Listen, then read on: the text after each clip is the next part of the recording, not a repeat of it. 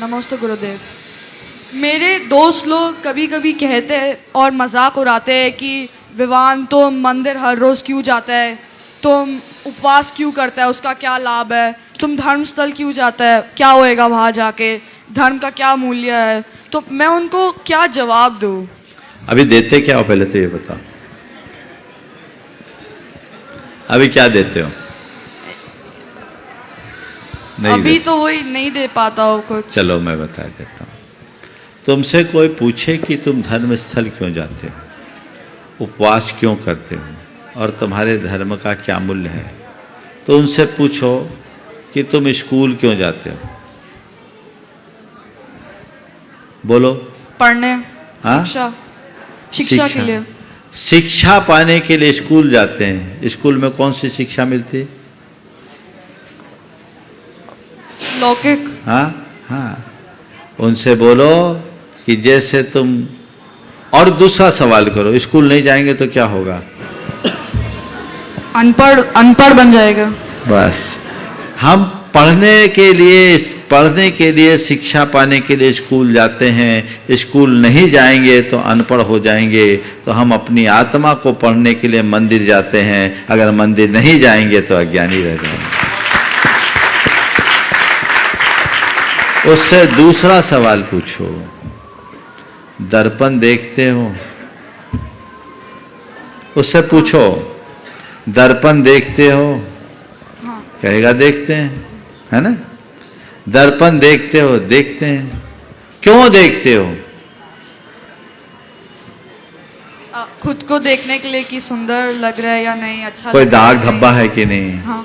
तो दर्पण में हम रूप को देखते हैं, और भगवान एक दर्पण है जिसमें हम स्वरूप को देखते हैं। उससे तीसरा सवाल करो। हो सकता वो कह सकता है, अरे मूर्ति के दर्शन करने से क्या होगा, है ना।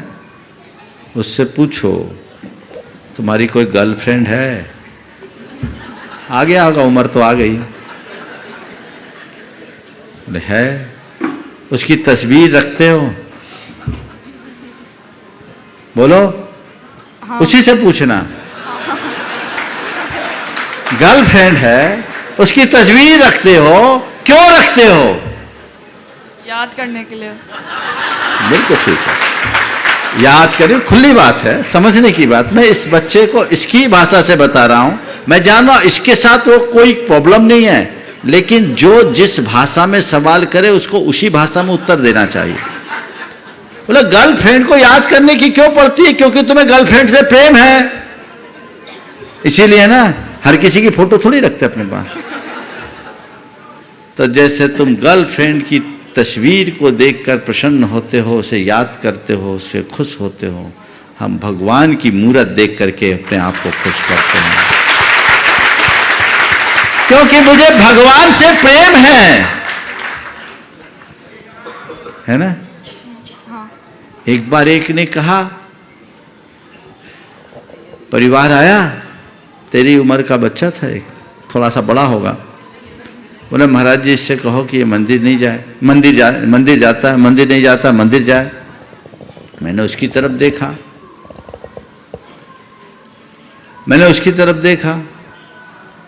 हमने कहा हे बाबा, मैं जैसे उसकी तरफ देखा तो उसने कहा महाराज जी भगवान तो मन में है, मंदिर जाने की क्या जरूरत?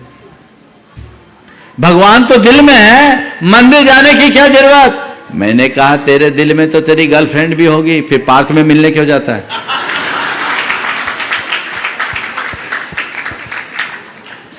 दिल में तेरे गर्लफ्रेंड है तो उससे अलग से मिलने के लिए क्यों जाता है?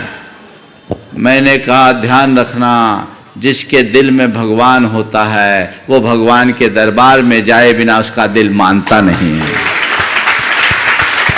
मेरे दिल में भगवान है, इसलिए मैं भगवान से मुलाकात करने के लिए जाता हूं। समझ गए? और बोलूं? अभी बहुत सारे लोग उसको कोसने लगेंगे कि बहुतों का नाम है, और भैया जी के ऊपर प्रेशर बढ़ जाता है। और उपवास क्यों करते हो? उनसे बोलो हम तो अपनी साधना के लिए उपवास करते हैं, बड़ी वैज्ञानिक साधना, इससे हमारे शरीर का टॉक्सिन खत्म होता है। और ऑटोफेजी के सिद्धांत को पढ़ो, उनसे बोलना।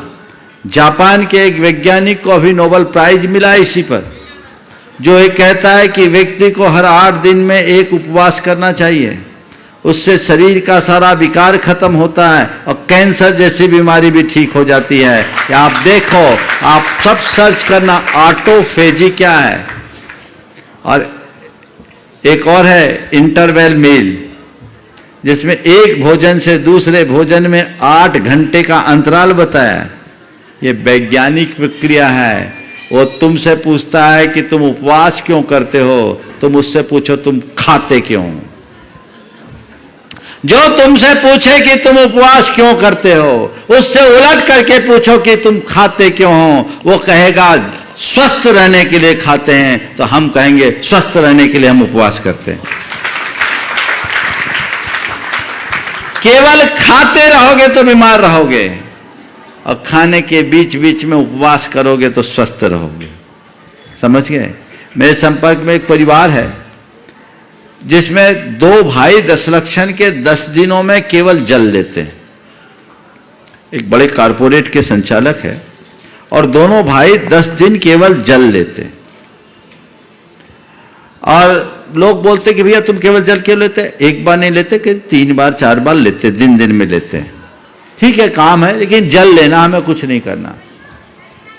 उससे किसी ने कहा भैया इस तरह तुम क्यों करते हो? बोले भैया हम तो एक बात जानते हैं, हम 10 दिन केवल जल लेकर गुजारते हैं तो साल भर हमको सर्दी भी नहीं होती। समझ गए? तो बस यही धर्म का मूल्य है, जो हमारे इमोशंस पर कंट्रोल सिखाता है, जो हमें हमारी बैड हैबिट से बचाता है। अपने जीवन के प्रोग्रेस के लिए इन दोनों चीजों की बहुत गहरी जरूरत है, इसलिए मैं इसे अपनाता हूं।